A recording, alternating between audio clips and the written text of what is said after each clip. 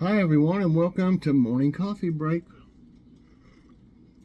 Hope everybody's okay today. It's Thursday, April 6th. Currently it's 67 degrees, the high 78. It's been warm. It's hard to get used to, from it being cold, obviously. It's like we don't ever have a spring here. It jumps right from winter to summer, and you don't have much fall either. It seems like it goes straight to winter. So I don't know. The climate is changing some. It's pretty obvious. Changing around the times, things happen, and this and that. But anyway, today it's 67, high 78, chance of rain 70%, and winds are at 4 miles per hour. Need to mow, but if it's going to rain, you certainly can't mow when it's wet. The other day, I picked up all the sticks again from the wind. Oh my gosh, it was awful. It was bad. It was like enough from the whole winter had fallen once again. So I took that day to do that, and then we certainly don't want to do it on a Sunday, but we'll just have to do whatever it takes if it's too really tall, because it's starting to grow. After you mow it, it seems like it starts to grow even faster for some reason. I guess it seems like it does anyway. Okay, today, if you haven't seen it yet, check out the Logan's Awesome Snack Reviews, everyone. It's always a great show. And today, there'll be a grocery outlet haul. And last night, we had one of the items from that haul, the Boston Market grilled chicken. We've had it before. It's really good. And we had some garlic mashed potatoes. They were Bob Evans. And some French style green beans. We eat more green beans than anything. I have to fix, like I said, the carrots. Joy doesn't like the carrots unless they're the candy carrots I make. And it's real simple to make that. I've done it different ways, but I usually put butter in it. I don't know, a couple tablespoons of butter, and brown sugar. I probably put probably 4 tablespoons, and then cinnamon, just to your liking on the cinnamon. I don't really measure it, I just sprinkle it on there. Cinnamon, and sometimes, not every time, I put a little bit of vanilla extract in it. Stir it up good and let it, and I've also used honey before in place of brown sugar or something. Then you just let it come to a boil, and I basically turn it down a little bit, but leave it boiling until it cooks down, and I stir it every now and then it'll caramelize, and that's when it's the best. There's when it's caramelized like. So she loves them that way, but you can't have that every other day or something, made that way. And peas, sometimes we'll eat peas. That goes with us. Seems like peas go with like meatloaf or something like that. I don't know why. There's certain things we eat certain vegetables with. So yeah, that was really good.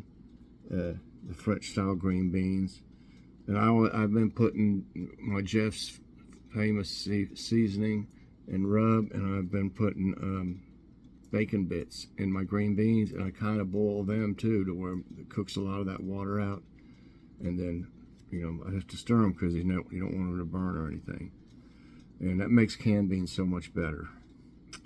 So tonight we're gonna have something easier. We've been liking these corn dogs, the brine corn dogs. They're a little small, but 2 of them is enough. And we're gonna have. We've been eating too many potatoes lately. We keep saying we're not gonna. So we're gonna have sweet potato fries with it, which are totally different. They're good for you, actually. Okay. Yeah. Today they didn't, on the tidbits, they didn't have. It was like all about the weather. The severe weather, the tornadoes, and there's an avalanche and earthquakes and all that. There was really nothing upbeat at all in it. I hate to say that, but sometimes it's that way. It's a lot of it just says like the weather's going to be, and Chicago today, or the weather's going to be like this in Atlanta. They'll have different, cities each day that they say what the weather's going to be like, and everybody knows it's not too great right now, so it's no use in doing that. So I don't have any tidbits today, but we got nice news. Okay, and I'm going to read this part up at the top, and I'm going to maybe see what it'll do when I press on the thing at the bottom. There's no picture, but it says the cell phone is officially 50 years old. You believe that? It doesn't seem 50. I mean, I don't know. Or does it seem like more than 50 years? Hi, Kitty. How are you? The cell phone is officially 50 years old, and what a 50 years it's been. On April 3, 1973, Motorola engineer Martin Cooper made the world's first cell call from a Dynatac, a massive, unwieldy brick compared to today's sleek Apple iPhones. His first call, Joel Engel, the lead of AT&T's rival program. "I'm calling you from a cell phone," he recalled saying per Smithsonian Magazine, "but a real cell phone, personal, handheld, portable cell phone." Fast forward 5 decades and 97% of Americans adults own a cell phone. Wow, that is a good majority. The grand majority of them smartphones. Take a look through photos showing how the groundbreaking technology has changed over time. Okay, I'm gonna press this, but I don't know what it's gonna do. I don't think it's taken. Oh, kitty.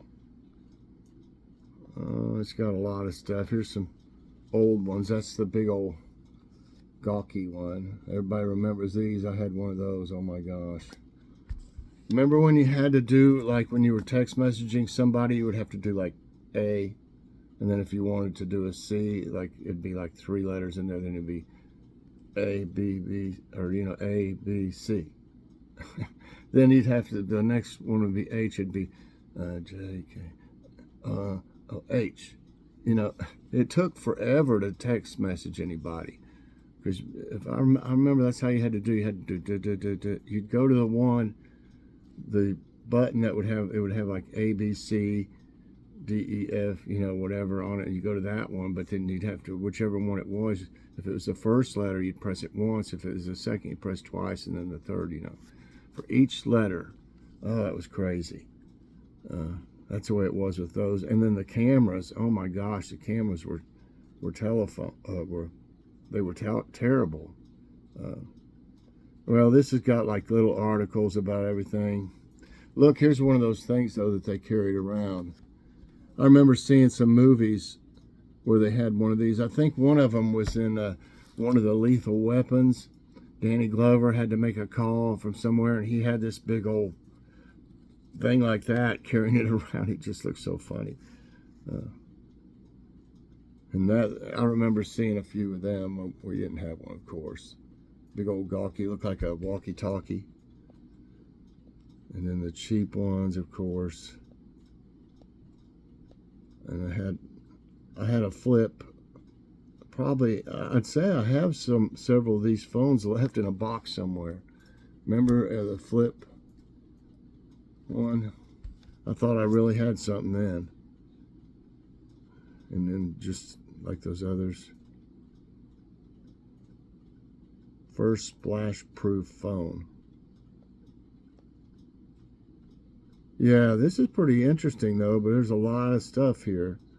Too much to go over really right now. That is interesting though. Okay, this is good. You want to lay down, honey? She's going to lay down right here.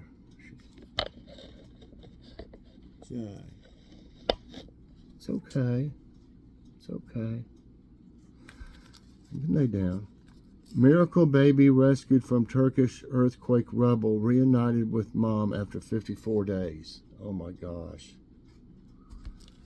It was one of the most tragic stories to come out of the deadly earthquakes in Syria and Turkey in February. And now it's being hailed as a miracle. The weeks-old baby girl who was rescued after being buried in the rubble in Turkey for 128 hours has been reunited with her mother, who for months thought was thought to have died in the disaster.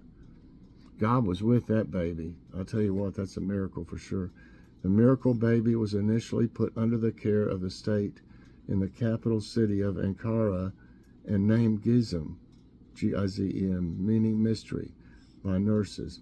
DNA analysis, however, revealed that her mother, Yasmin Begdas, was being treated for her injuries at a hospital about 300 miles away in the city of Adana. With a quick private flight, the baby, whose real name is Vetin Begdas, was finally with her mother again after 54 days apart. To witness their happiness is an emotional and beautiful moment for us too. Uniting a mother with her child is one of the most precious deeds in the world. Turkey's Minister of Family and Social Services, Derya Yannick, said in a video posted to Twitter, per a translation from CBS News. Man, that is just amazing. I don't know, that's a commercial thing. This might be interesting. Let me see. It's college students prepare to send the first American rover to the moon. That's interesting to have college students do it. On May 4, the first American-made lunar rover, dubbed Iris, the first American-made rover we've had? Are you kidding me? We didn't make our own lunar rovers? Dubbed Iris will begin its month-long journey to the moon. In addition to being the first American device of its kind, Iris is unique in that the people manning the mission controls aren't NASA scientists, they're college students. Wow. Hundreds of students have poured thousands of hours into Iris. We've worked for years toward this mission, and to have a launch date on the calendar is an exciting step. When did it say? May 4. Iris will open up lunar and space exploration by proving that a tiny, lightweight rover built by students can succeed on the moon. Once Iris is launched into space aboard the Peregrine lunar lander next month, students will monitor and control the rover, which is also the smallest and lightest moon rover in history, from Carnegie Mellon's Pittsburgh campus, working in shifts to maintain constant contact. And in a fun coincidence for sci-fi nerds, the launch date coincides with Star Wars Day, the informal holiday celebrated on May the 4th because of the film's franchise catchphrase, "May the Force be with you."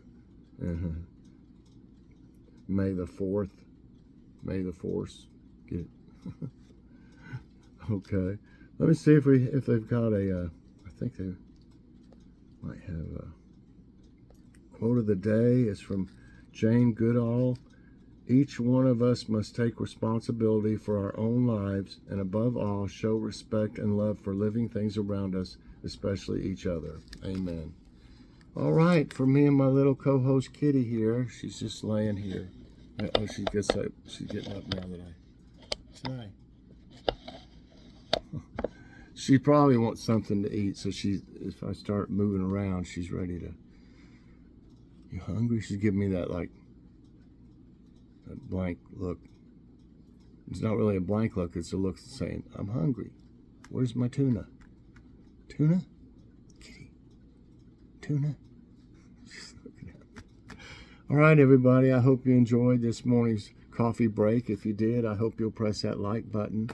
Also subscribe if you haven't already and share this out. And hit that